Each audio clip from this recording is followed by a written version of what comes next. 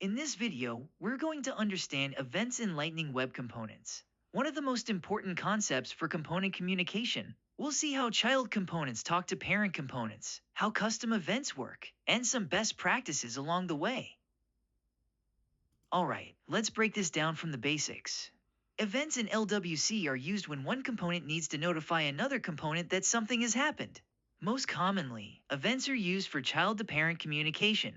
Under the hood, LWC events follow the standard JavaScript DOM event model, so if you know JavaScript events, this will feel familiar. Now that we know what events are, let's see why they're actually needed. In LWC, child components should be reusable and independent. That means a child should not directly modify parent data.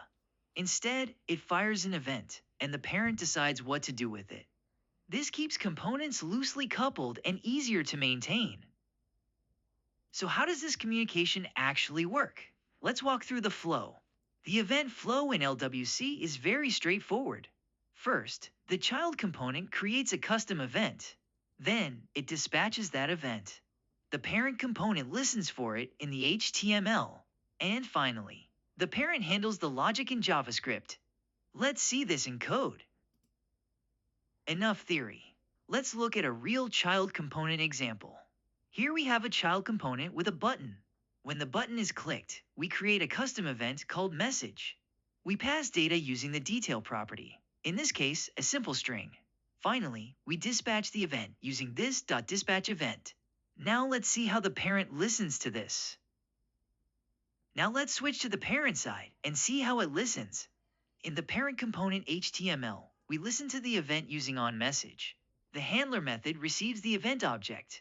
From there, we access the data using event.detail. This is how data flows cleanly from child to parent. Next, let's talk about event bubbling.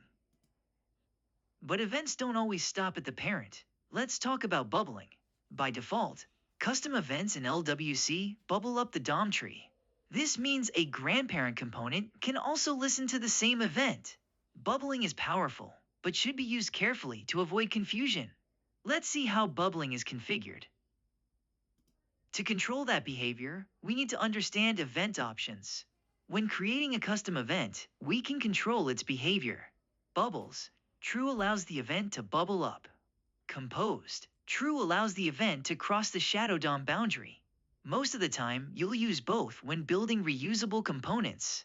Now let's cover a few best practices. Before you start using events everywhere, here are some best practices. Always use clear and meaningful event names. Keep the data passed in detail, as small as possible. Never try to directly modify parent data from a child. And avoid unnecessary bubbling to keep your app predictable. Finally, let's wrap this up. Alright, let's quickly wrap up what we learned. Events are the backbone of communication in LWC. They help keep components reusable, clean, and loosely coupled. Once you master custom events, building complex UIs becomes much easier.